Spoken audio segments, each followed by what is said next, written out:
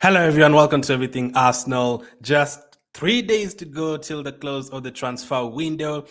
We are now starting to hear about movements, especially transfer outs. We'll definitely hear about players coming in. I don't know if it's gonna be deadline day. It's gonna be before that. It's been a couple of years since we signed someone on deadline day. I mean, I think it was Tomiyasu. Recently, we've been doing our business so early, but now with injuries and a few players leaving, like Balogun and all those guys, TNE, we are expected to sign a couple of players, at least one. I don't know if you're going to get as many as two, but let's hope you're going to get the two players that we need in this transfer window, two more players that we need. I wanted 5 players in total. We've already signed 4, but since Timber got injured, now it's basically like we've signed 3 players, so we still need 2 more. So let's talk about the players who are potentially going to leave this week or expected to leave this week. That's where we're going to get some of our money to fund our transfer ins actually this week. And let's start with Folarin Balogun. This one is almost done, pretty much done, according to Fabrice Hawkins. Folarin Balogun is expected in Monaco on Tuesday, which is today, to undergo medicals and sign his contract. It's a 45 million euro deal, bonuses included. So Balogun will no longer be an Arsenal player. We've never really gotten to see the best of him. He's been here since he was since he was a kid, but we sent him out on loan recently to Reims. He did very well in France, and I guess that this is one of the positions where we're one of the players that can earn us money in terms of selling them. We never really get to sell players. Literally, the last players we sold were Iwobi and Chamberlain, and this will be our record transfer out, like Balogun. That shows you that we never sell our players. So the opportunity has come for us to get money to get transfers elsewhere, and we are going to sell Balogun. Also, on top of that, I don't really think he wanted to stay unless he was going to be a fast choice striker, which he was not going to be. Jesus is ahead of him, and from what we've seen from Ket the last 3 games, I think Ket is definitely ahead of him as well in the team. So for Balogun to stay, it would have disrupted the team all over the place. You'd have disrupted the team. So I guess it's just best for him to leave at the moment. And you're going to get, I wanted to get like 50 million. I guess that was too much. So you're getting around 40 million pounds for him. I guess you can use it elsewhere to buy other players. And also, I'm glad that he's not going to an English team like a Chelsea or Tottenham. So all the best to Balogun. This one will probably be announced by tomorrow, Thursday. The medical is undergoing the medical today. So Balogun, all the best to him. Didn't really work out the way I wanted it to work out at Arsenal. Like I thought, you know what, like he hit the ground running at Reeves. He's going to come back and help out Jesus, help out Nketiah. We're going to score a bunch of goals next season, but we never really got to see him in preseason. And then we had stories about him wanting to be the first choice striker. And then that was that. I really would have wished for him to like stay or go out on loan to a Premier League team for another year and then come back next year. You never know what would have happened, because even this, if he stayed, like the first 2-3 games, Jesus was injured. Like maybe would have gotten his chance if like he was happy to be on the bench. By next year, you never know who will be here, who will not be here. Maybe would have gotten his chance. But all the best to Balogun.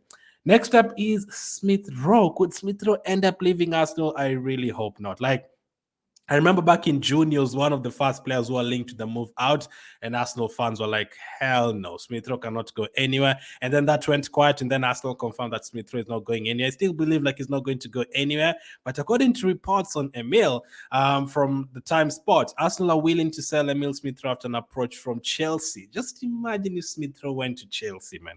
That would be absolutely gutting. Like I think he's got the last couple of games against them. He's done very well in the last couple of games. I think 2020, 2021, he assisted Aubameyang at Stamford Bridge, and 2021-22 he scored at Stamford Bridge as well. He's been really good for us, especially playing against Chelsea. Yes, I know. I know there's a few fans here and there who are like, nah, he's always injured, we should let him go and all. But I think 90% of the fan base are like, yes, Smith Rowe cannot go anywhere. Like, and the injuries do not mean like he's not going to be a good player, he's not going to recover from them and like hit the ground running. Like he's one of the players who's proved themselves at Arsenal. Like 21-22 season, he was incredible alongside Saka. And even before that, when him and Saka came in that Chelsea game, they literally saved Arsenal. Like we were absolutely drowning, and Saka and Smith Rowe saved Arsenal. And then Martinelli came as well later and saved Arsenal as well. So those 3 players, I don't think are for sale. And Saka and Martinelli have signed new contracts recently. Smith Rowe didn't sign his contract a long time ago. I think it was like 2 years ago, but he's definitely not for sale. I would understand if he wanted to play more. I do understand that, but unfortunately, if it is the number 10 role, Odegaard is definitely ahead of him. Fabio Villa came on ahead of him the other day and he performed well. The season where Smith was scoring a lot of goals for us was from the left side. He was literally playing and Martinelli was on the bench. But since then, Martinelli has taken his game to the next level. Trossard can also play on that left side. The thing is, the reason why I'm not really concerned about Gabriel sitting on the bench, I want him to stay, or Smith Rowe being on the bench, or Havertz starting a few games, or this one being on the bench, or Saka starting here, is because we have so many games this season, and I know everyone is going to get their chance. Like we're in the Champions League, we're in the Carabao Cup, we're in the FA Cup, everyone is going to get their chance. Jorginho is going to play, we're going to need him. Smith Rowe is going to play, we're going to need him. Ketty is going to play, we're going to need him. Kivia is going to play, we're going to need him. Raya, Ramsdale, both of them are going to play, we're going to need both of them. So I'm not really concerned about the first 3 games and this one starting and that was starting. With that said, though, I'm not saying I don't want a back four. I say I want a back four with Ben White at right back. But I'm saying in terms of players starting and this one not being on the bench and this one not being in the match day squad, everyone is going to get that chance. But you would understand if Smith Rowe looked at it like, you know what, Havertz is ahead of me, Fabio Villa is ahead of me. If it's an amateur, Rice is ahead of me, Odegaard is ahead of me, Martinelli is ahead of me, Saka is ahead of me. If I wanted to play on the right side, I would understand why players like Nelson as well. But everyone is going to get their chance. There's going to be injuries, there's going to be suspensions. We will have to rest players in the Champions League or in the Premier League and then play them in the Champions League. So everyone is going to get their chance. And Smith Rowe is one of the fan favorites. Like, if we let go Smith Rowe to Chelsea, another reason why I definitely hate this, forgetting the fact that I really love Smith Rowe, I don't want him to go anywhere. I'm also giving Havertz a chance, and I know if Smith Rowe goes to Chelsea, the pressure on Havertz is going to be unbearable because there's like 50% of the fan base do not like him, and there's like 25% of that literally hate him. They don't want to even see him. So if Smith Rowe went there and then Havertz kept on playing for Arsenal and then missed a chance here and there, didn't perform well in a particular game, like the abuse would be unbearable. So like selling Smith Rowe would be like selling one of the fan favorites and also putting more pressure on Harvard. So I don't really want that to happen. I feel like all of them are going to contribute to Arsenal. So Smith Rowe would not be for sale. But Chelsea want him. If they were to get him, how much do you think they would give to us? Even if it was 50 million, I'd not sell Smith Rowe, man. I'd never sell Smith Rowe, especially not to Chelsea. Even when he was about to go to Aston Villa, I was like, hell no. I'm not even selling him to Aston Villa because I know there's a couple of teams like if Smith Rowe into Aston Villa today or Chelsea, it'll definitely improve them. Like Chelsea are looking for a number 10. So Smith Rowe would have a chance to make that position his own. I'd not like that to happen. So Smith Rowe, hopefully we don't sell him. Maybe it's just the media, banking on or the media taking advantage of the Harvard situation in Arsenal and, making news from the Smith Rowe situation as well. Let's hope it's not going to go anywhere. More players are linked with moves away. It's not just Smith Rowe and Balogun leaving, and Tierney already left the other day. Holding, what is happening with Holding? A lot of fans have been asking why is Holding still here. I don't think he's going to get too many games this season, even with the injury to Timber. We still have Kivia, we still have Gabriel, we still have White, Saliba, Tomias is back now from his red card. Zinchenko is in the team as well. Like, we have several players at the back too. So Holding would not really get his too many chances to play. Let's be honest, he'll not really get too many chances. I mean, we had 8 defenders 2 weeks ago, but now 10 years left, and obviously Timber is injured. Now we are down to like 6. So maybe there could be a chance for Holding there to play in the Carabao Cup, but I'm sure we are going to bring in a defender, so that takes the total to 7 defenders anyway. So I don't think Holding is going to get too many opportunities. According to Fabrizio Romano, understand Mallorca and Sevilla both asked for conditions of potential Rob Holding deal this week. There are also Premier League clubs informed on Holding's situation, as he's still expected to leave. So Rob Holding looks like he's not going to remain at Arsenal. A couple of weeks ago, I think a month ago, something, I think it was Besiktas who offered something stupid like 2 million or 3 million for Holding, and Arsenal rejected it. I'm sure like trying to get 15 or 20 million is impossible. You're never going to get that, but at least 7 million, 8 million. Is anyone willing to pay 7, 8 million for Holding? That money can really be used to fund another transfer. But the problem is he's not going to go out on loan. No one really wants him to go out on loan. It's either he stays or gets sold. Many people want him to get sold.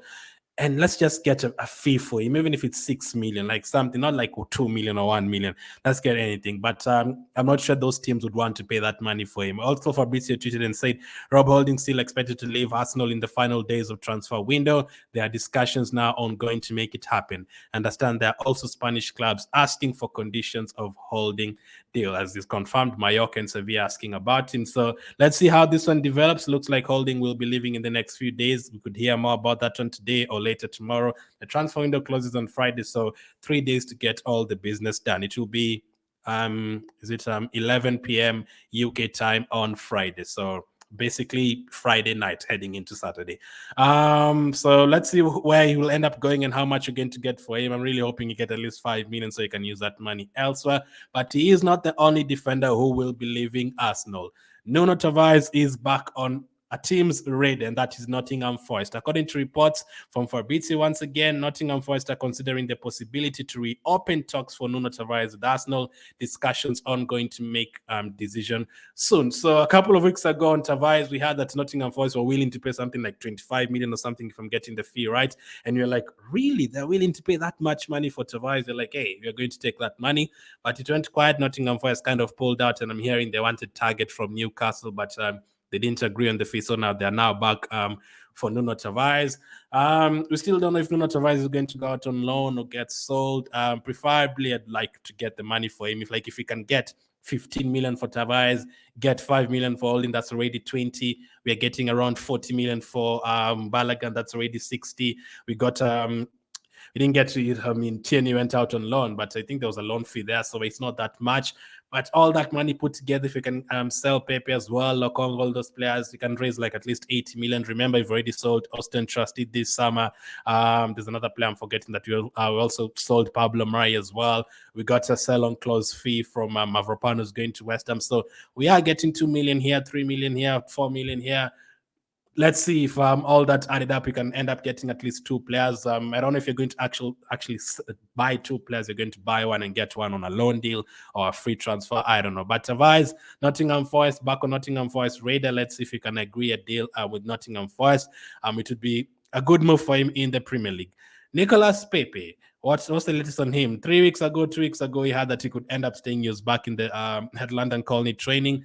But according to reports, Bundesliga clubs have now approached Nicolas Pepe amid the interest from Saudi Arabia. So Saudi Arabia teams want Pepe, and also a couple of Bundesliga teams want him. We talked the other day last week, and people are like, you know what, don't mind if he stays as a backup for Saka. Have him there, have Saka there, have Nelson, and then on the left you have Trossard, you have Martinelli, you have Smith-Rowe. I think that is good depth. And then in the midfield, you have like Havertz, you have Odegaard, you have Fabio Vieira, Smith-Rowe can play there, Trossard can play there. There's Rice, there's Partey. So that would be good depth. But does Pepe really want to stay and be a backup? Can we really get at least the 30 million, 40 million back for Nicolas Pepe, like in terms of performances? I don't think he's been as bad as the likes of Anthony at Man United. No, he was actually good for a couple of seasons, helped us win the FA Cup. But since then, I don't think, like, the system has been talked about recently a lot, the Arsenal system. And I don't think Pepe, in terms of running back and going forward and pressing the goalkeeper, he will need to work a lot to be back in the Arsenal team. And he'd have to want to stay. That's the problem. And I don't think he'd want to stay unless, I don't know. I mean, I'm not Nicolas Pepe or his agent, unless you'd want to stay. The other problem is the wages. He's getting paid around 150,000 per week, and maybe Arsenal feel like we can use that money elsewhere. I don't know. So Nicolas Pepe as well back in the transfer news. We have 3 days to go in the transfer window. We've talked about Pepe, we've talked about Tavares, we've talked about Holding, Smith-Rowe as well, Balogun leaving, Tierney left as well. All the best to him at Real Sociedad. But those are not the only players. What happens to Lokonga? We had that Burnley wanted him, a couple of other teams wanted him. It's gone a bit quiet. Will he end up staying? I don't know what's going to happen with that one. El Neni, will he end up staying? I mean, for El Neni, as I've always said, I don't really mind if El Neni stays, because he's not really playing, he's not really a backup, and he's not really hurting anyone. He's not getting paid that much money per week. So even if he plays 1 or 2 games in the Carabao Cup, I don't really mind. But unless someone is coming to pay 5 million for him or something, then we can sell him. But if not, people just want him on a free, just keep him there, because he's not really hurting anyone. But the others, I really want us to get fee for the others, the Baloguns, the Lokongas, the Tavares, all those guys, the backup goalkeeper. I mean, Ranason went. Okonkwo, I think, went as well. So Cedric is still here. A lot of transfers to get done in this next 3 days. Time is ticking. Time is ticking, and you need a couple of players. This is a big week for Arsenal. On Thursday, we have a Champions League draw. We'll get to know who we are going to face. Are we going to be in a group of death? And then on Sunday, we have a big one against Man United. So such a big week for Arsenal. Let's see how all of this transfer develops. But let me know what you think about all that. Thank you for watching. I'll catch up with you guys on the next one.